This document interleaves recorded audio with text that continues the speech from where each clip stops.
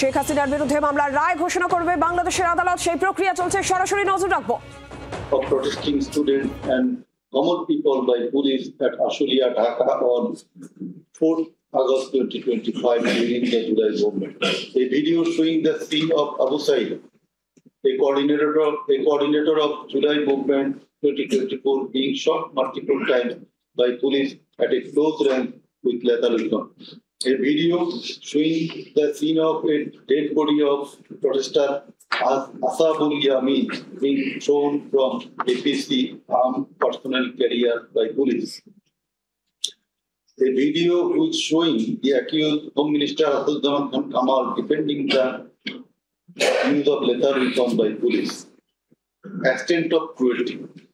It transpires from the evidences that cruelty of the extreme level was administered upon the dead and injured protesters. Police and activists of Awami League, Chhatro League and Jubo League blocked the entrance and exit of ambulances carrying the enduring protesters. Hospitals were asked not to give admission to the injured protesters. It appears from the testimony of PW2 that in some cases, patients were searched by police and ruling party activists. Doctors were intimidated and some of the doctors were transferred due to giving treatment to the protesting injured person. PW3 Parveen deposed that she found an injured young man shouting, "Save me, save me," under Jatrabari flyover. Blood was coming out from both of his eyes. Parveen pulled him up and put him on her shoulder and looking for a rickshaw. And then 14 to 15 armed police shot them. The injured man, being hit by bullets, fell down from her shoulder. They also shot PW Parveen at her left eye, lower abdomen and other parts of the body. Blood was coming out of her body and thus she fell down. Coordinator of the movement, Abu Said of Bengali University, Rampur, was shot at a program. Doctors are forced to change his blood post-mortem report 5 times. PW89 Chikdar was shot at a close distance of 5 meters. He was hit by 500 bullets and 3 hospitals refused to admit him, apprising that Prime Minister Sheikh Hasina instructed to refuse admission to the protesting patients. BW8 also said that Chhatro League activists were searching him and as such, he was hidden in separate rooms by the doctors. It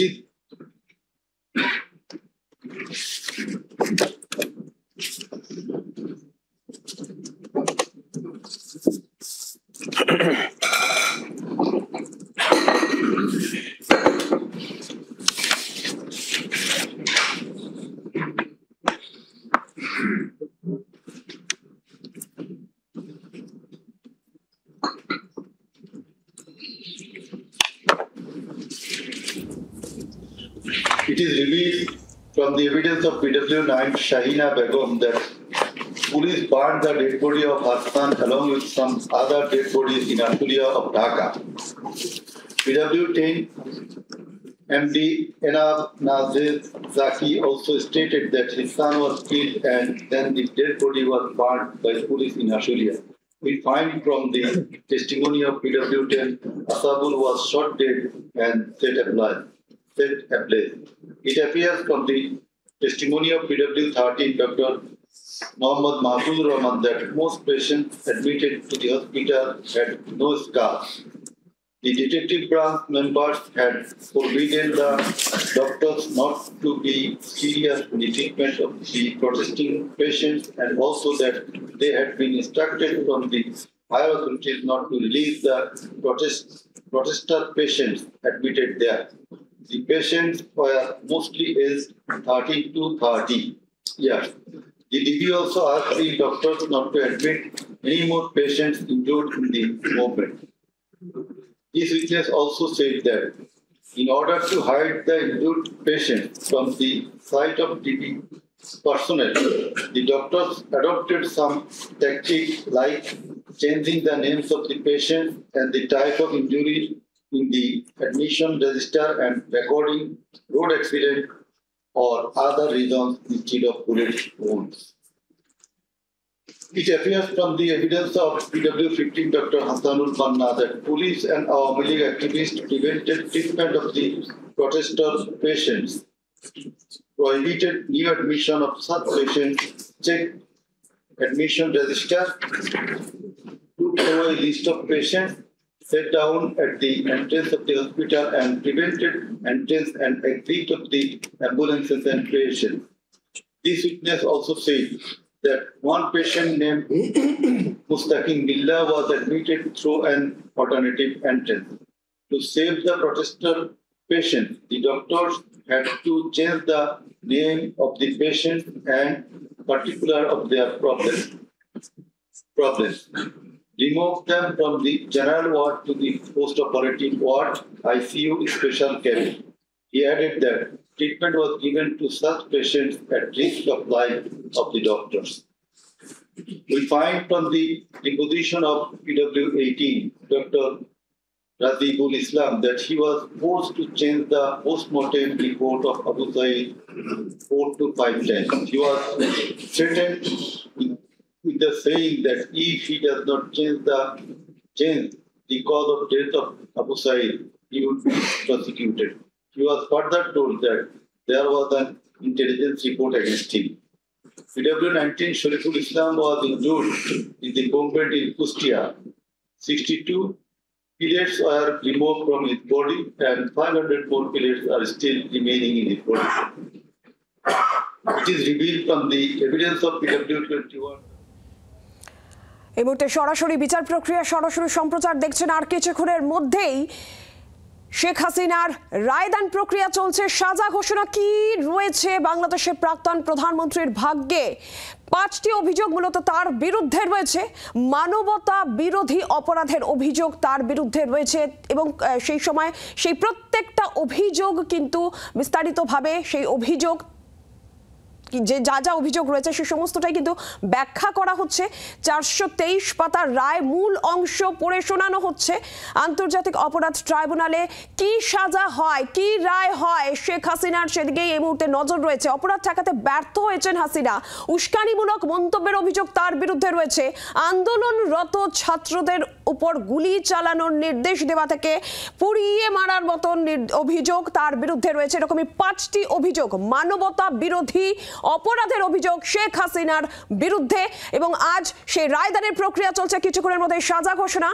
এবার সরাসরি news রুমে যায় সব্যসাচী চক্রবর্তী আমাদের সঙ্গে রয়েছেন প্রতিনিধি সরাসরি সব্যসাচী রায় ঘোষণার প্রক্রিয়া চলছে কিছুক্ষণের মধ্যে কি ভাগ্যে রয়েছে শেখ হাসিনার পরিষ্কার হবে কিন্তু যে অপরাধের অভিযোগ তার বিরুদ্ধে মানবতা বিরোধী অপরাধের অভিযোগ রয়েছে কিন্তু এই যে অন্তর্বর্তী সরকার তারা কতটা মানবতার পক্ষে সেই প্রশ্নও তো থেকে যায় দেখো মানবতার পক্ষে কতটা সেই প্রশ্ন তো অবশ্যই থেকে যায় কারণ যে দেশটা তাদের দেশের ভাই বোনেদের এবং তাদের পূর্বপুরুষের লাখ তিনেক মানুষকে কতল করে দিল তাদের সঙ্গে যারা হাত মেলায় তারা কিভাবে মানবতা বিরোধী হয় তার সেই হয়ে সওয়াল করতে পারে অন্তত তা নিয়ে প্রশ্ন রয়েছে যে দেশটা তাদের অন্তত 3 লক্ষ মহিলাকে ধর্ষণ করে তাদের সঙ্গে হাত মেলাবার পর কি করে মানবতার সওয়াল তারা করতে পারে তা নিয়ে প্রশ্ন রয়েছে নীলাঞ্জনা তুমি বলছিলে জুলাই আন্দোলনে একেবারে খুনের নির্দেশ দেওয়া হয়েছিল শেখ হাসিনার তরফে জুলাই আন্দোলনেই আবু সঈদ সহ যাদেরকে গুলি করে হত্যা করা হয়েছিল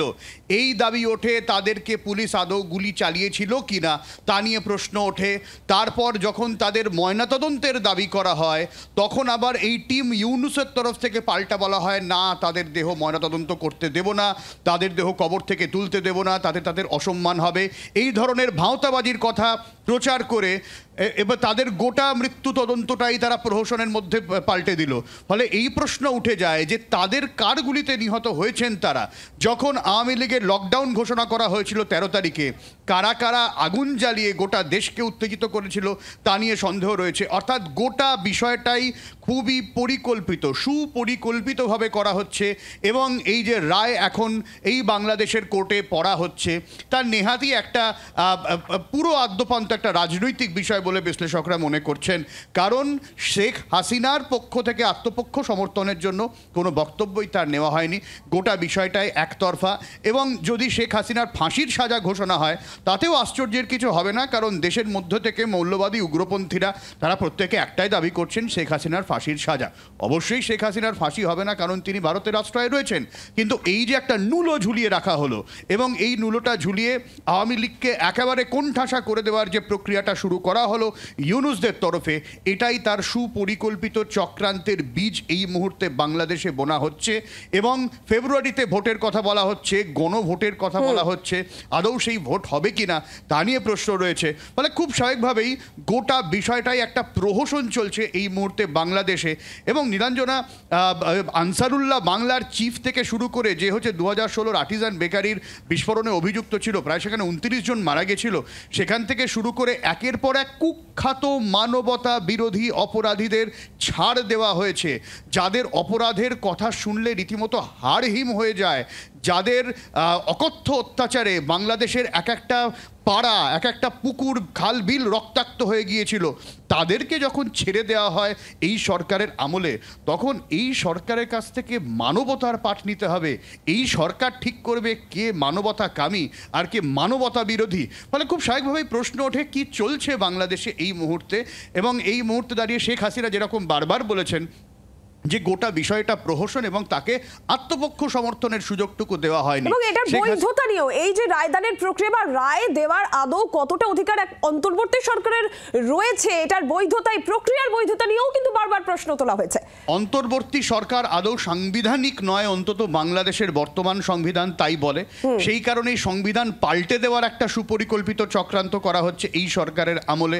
এবং সেই জায়গা থেকে ইউনূস তিনি চাইছেন অন্তত এরকম বাংলাদেশের মধ্যে এক একটা খবর পাওয়া যাচ্ছে যে যাতে মোহাম্মদ ইউনূস তিনি রাষ্ট্রপতি বনে যান, সেই রকম একটা চেষ্টা চরিত্র করা হচ্ছে। ফলে খুব স্বাভাবিকভাবেই গোটা বিষয়টা নিয়ে একটা হাস্যকর জায়গায় চলে গেছে। এবং ওই আইন কানুন সর্বনেশের একটা দেশ, যে দেশটা গোটাটা এই মুহূর্তে কন্ট্রোল করছে মৌলবাদীরা এবং বহিঃশক্তি বা কার্যত তাদের হাতে বাংলাদেশটা চলে গেছে।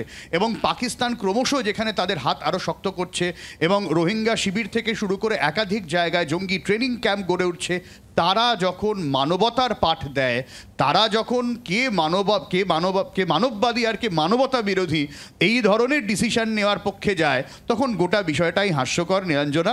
এবং আজকেও আমরা জানি 32 নম্বর ধানমন্ডির বাড়ি, বঙ্গবন্ধুর বাড়ি, সেই বাড়ি গুড়িয়ে দেওয়ার জন্য বুলডোজার নিয়ে যাওয়া হয়েছিল। যেমন আমরা গণ আন্দোলনের সময়ও দেখেছিলাম সব্যসাচী, যখন গত বছর জুলাই আগস্টে গণ অভ্যুত্থান হচ্ছিল, তখন সেই একই রকমের ছবি আমরা দেখেছিলাম। একদম নীলাঞ্জন, এবং কোনো সুস্থ স্বাভাবিক মানুষ এই কাজটা করতে পারে? আমি খুব সহজ উদাহরণ দিচ্ছি। ধরা যাক কেউ সুভাষচন্দ্রকে সমর্থন করতে পারেন বা না করতে পারেন, কেউ মহাত্মা গান্ধীকে সমর্থন করতে পারেন বা না করতে পারেন, কিন্তু তাদের বাড়ি গুড়িয়ে দেবো, তাদের ইতিহাস নষ্ট করব, তাদেরকে অসম্মান করব, আলোচনা এক জিনিস এবং তাদেরকে সরাসরি করে তাদের মূর্তি ভেঙে বাড়ি ভেঙে অসম্মান করা এক জিনিস। যে মানুষটার হাত ধরে বাংলাদেশের গঠন, সে মানুষটার রাজনীতি নিয়ে বিতর্ক থাকতে পারে, প্রশ্ন থাকতে পারে, চর্চা থাকতে পারে, কিন্তু তার মানে তার মূর্তি ভেঙে তার বাড়ি, ঐতিহাসিক বাড়ি, যে বাড়ি থেকে বাংলাদেশের একের পর এক ইতিহাস তৈরি হয়েছে, সেই বাড়ি যখন গুড়িয়ে দেওয়া হয়, এটা স্পষ্ট বাংলাদেশের এই মৌলবাদী সরকার তাদের নতুন ন্যারেটিভ তৈরি করতে চাইছে। তারা গোটা বিষয়টাকেই নিজেদের মতন করে তৈরি করতে চাইছে। তারা নতুন ইতিহাস গেলাতে চাইছে বাংলাদেশের তরুণ প্রজন্মকে। বাংলাদেশের বর্তমান প্রজন্ম যারা জুলাই আন্দোলনে পার্টিসিপেট করেছিল, তারাও এখন আক্ষেপ করে যে তারা কি চেয়েছিল এবং কি হলো। নিঃসন্দেহে আওয়ামী লীগের বেশ কিছু কাজকর্মে প্রশ্ন উঠেছে, প্রশ্ন ওঠাটা স্বাভাবিক, কিন্তু যদি আওয়ামী লীগ সরকারকে পছন্দ না হয়, তাহলে গণতান্ত্রিক প্রক্রিয়া রয়েছে, সেই গণতান্ত্রিক প্রক্রিয়ার পথে বাংলাদেশ যায়নি, বরং সুপরিকল্পিতভাবে উগ্রপন্থীদের মদতে বাংলাদেশের সরকার পরিবর্তন করা হয়েছে। এবং এই সরকারই যাতে থাকে, নতুন করে কোনো সুস্থির রাজনৈতিক গণতান্ত্রিক প্রক্রিয়া যাতে আর না হতে পারে, সেজন্য দেশের প্রধান একটি রাজনৈতিক দলকে সুপরিকল্পিতভাবে বের করে দিয়ে তার যে নেত্রী, তার বিরুদ্ধেই রায়দান চলছে। অর্থাৎ বোঝাই যাচ্ছে গোটা বিষয়টা একেবারে হচ্ছে রাজনৈতিক একটা দৃষ্টিভঙ্গি নিয়ে, এবং তার মধ্যে মৌলবাদের ছাপ স্পষ্ট।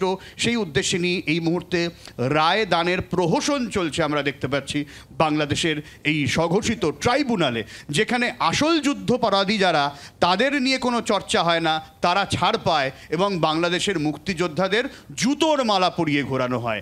এই হচ্ছে বাংলাদেশ আজকের, এই ইউনুসদের মৌলবাদের বাংলাদেশ। সেই মৌলবাদের বাংলাদেশের একটা নক্কারজনক চেহারা এই মুহূর্তে গোটা বিশ্ব তাকিয়ে তাকিয়ে দেখছে। নীলাঞ্জনা, একদমই সব্যসাচী, যেমনটা ফেব্রুয়ারিতে যেখানে বলা হচ্ছে যে নির্বাচনের প্রক্রিয়া হবে, তার আগে যখন এইভাবে রায়দানের প্রক্রিয়া চলছে, খুব স্বাভাবিকভাবেই মানবতা বিরোধী অপরাধের অভিযোগ শেখ হাসিনার বিরুদ্ধে আনা হয়েছে। 5টি অভিযোগ আনা হয়েছে। গণহত্যা হয়েছে এটা নিশ্চিত, মৃত্যু হয়েছে নিশ্চিত, কিন্তু কত মৃত্যুর সংখ্যা সেটা জানা যায়নি এখনো পর্যন্ত। রায়দানের প্রক্রিয়ায় যে তথ্যগুলো আমরা পাচ্ছি, সেই জায়গা থেকে দাঁড়িয়ে তার মানে গোটাটাই একটা রাজনৈতিক অভিসন্ধি নিয়ে করা হচ্ছে বলে তুমি বলছো।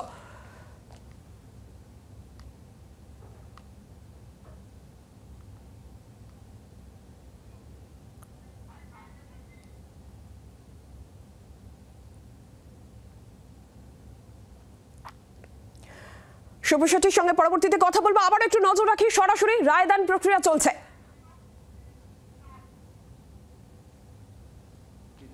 Judiciary, army, law enforcing agencies, bureaucracies and all other departments and made them subservient of herself and her government. The ulterior motive of remaining in power for long, Sheikh Hasina obtaining a verdict from the court given by her loyal judges headed by Chief Justice A.B.M. Khairul Haq, now in jail, abolished the most popular and well-settled electoral system under caretaker government, held an expert election in 2014, ignoring the participation and demands of the opposition parties, and in that election 153 candidates of the ruling party Awami League were elected without any vote. Again, a farcical election was held in 2018, in which ballot boxes were filled up in the night preceding the day of election, without carrying the demands of the opposition parties for holding election by a caretaker government for the sake of security, fairness and transparency. Accused Sheikh Hasina held another farcical ex-party election known as dummy election in January 2024, without allowing the political parties to participate. In 2024, the student launched a movement claiming reformation in the quota system in government jobs.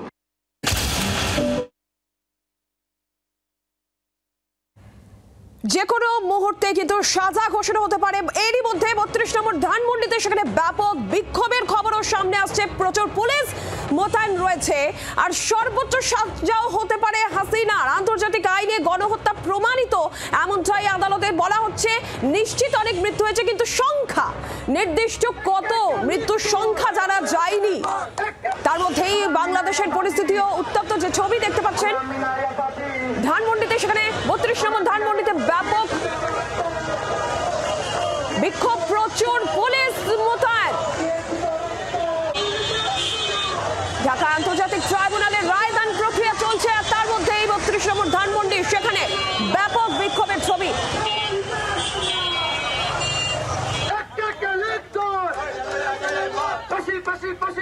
কি আছে শেখ হাসিনার ভাগ্যে? 5টি অভিযোগ তার বিরুদ্ধে, মানবতা বিরোধী অপরাধের অভিযোগ তার বিরুদ্ধে। সব্যসাচী রয়েছে নিউজ রুম থেকে সরাসরি। সব্যসাচী, যে বিষয়টা বলছিলাম, যে এই যে যখন বলা হচ্ছে ফেব্রুয়ারিতে নাকি নির্বাচন হবে, যে নির্বাচন আমরা প্রথম থেকে দেখছি পিছিয়ে দেওয়া হচ্ছে, ফেব্রুয়ারিতে নির্বাচন হবে, তার আগে যখন এই রায়দানের প্রক্রিয়া চলছে, গোটাটাই তার মানে একটা গোটাটা রাজনৈতিক অভিসন্ধি। রাজনৈতিক অভিসন্ধি তুমি নীলাঞ্জনা কিছুক্ষণ পরেই বুঝতে পারবে। সম্ভাবনা হয়েছে অন্তত সর্বোচ্চ সাজার, ফাঁসির সাজার, সেরকম সম্ভাবনা এখনো পর্যন্ত জোরদার।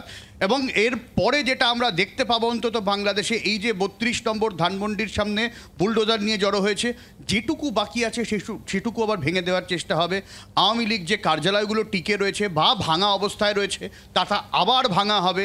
এবং আওয়ামী লীগ যদি শক্তি সঞ্চয় করে থাকে তাহলে তারা পাল্টায় রাস্তায় নামবে, এবং যদি না হয় আবারও যদি আওয়ামী লীগের গুটি কতক কর্মী থেকে থাকে আবারও একের পর এক খুন গণহত্যার খবর সামনে আসবে।